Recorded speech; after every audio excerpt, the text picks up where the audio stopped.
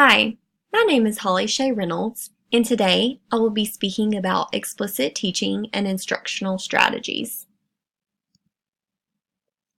So what is explicit teaching? Explicit teaching can be defined as a method of teacher-directed instruction that occurs with groups of students, or a highly structured method for presenting new material in small steps. Explicit teaching refers to an instructional practice that carefully constructs interactions between students and their teacher, or direct instruction. There are four main principles of explicit instruction.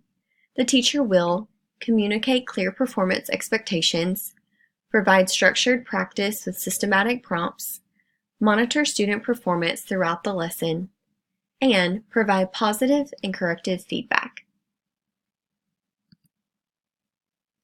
The first principle is communicating clear performance expectations. So how can this be done? The most obvious way is to first remind students of expectations at the start of the lesson. Also begin the lesson with stating what your students will be learning. Make sure you state the objectives simply and in kid language so they understand what is truly expected. State the link between the new lesson and what the students have already learned so they can see a connection between the two.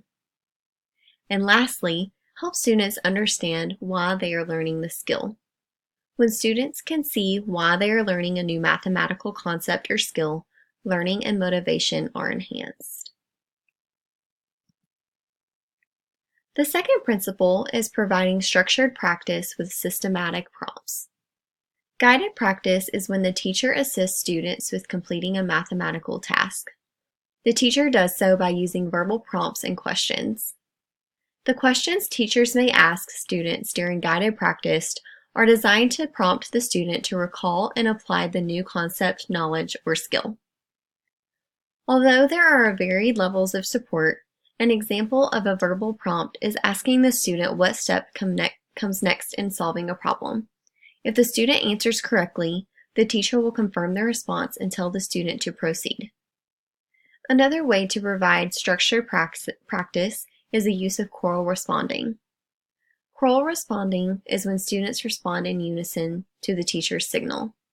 All students are engaged during this method. The third principle is monitoring student performance. During guided practice, the teacher follows the three-step monitoring sequence. The first step is checking student understanding when a question is asked and the student responds. The second is providing positive feedback for correct responses and correction for incorrect responses. And the final step is making a data-based decision.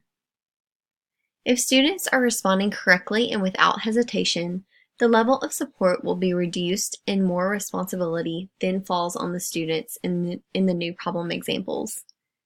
If errors are made or responses are hesitant, additional practice is recommended.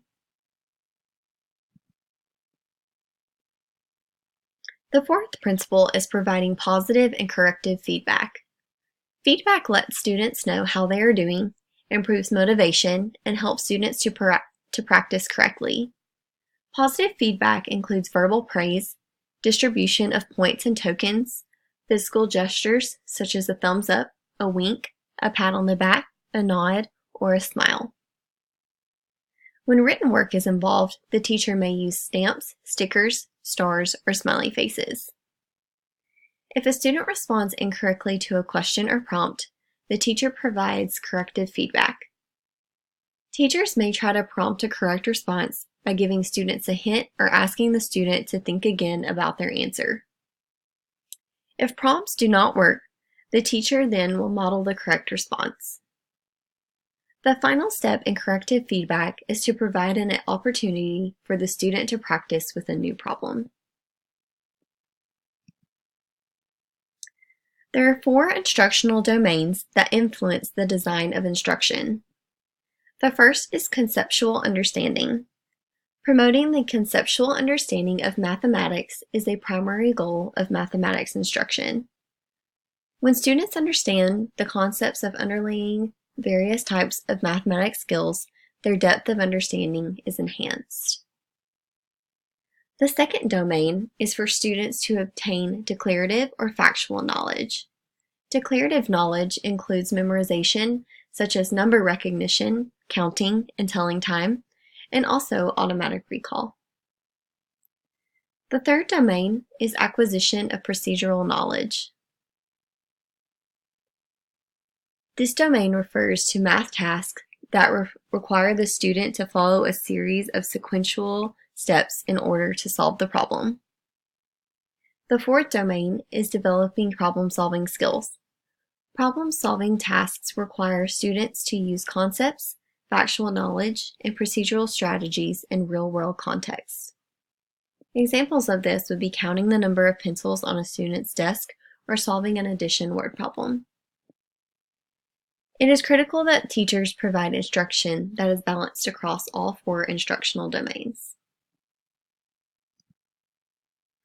Colossians 3:23-24 states, "Whatever you do, work at it with all your heart, as working for the Lord, not for human masters, since you know that you will receive an inheritance from the Lord as a reward. It is the Lord Christ you are serving." A good teacher will instruct wholeheartedly and never take shortcuts. Instruction methods can vary greatly and have many different layers, but it is imperative that teachers provide the best instruction possible to their students. Thank you so much for watching. I hope this presentation helps you become more familiar with explicit teaching and instructional domains.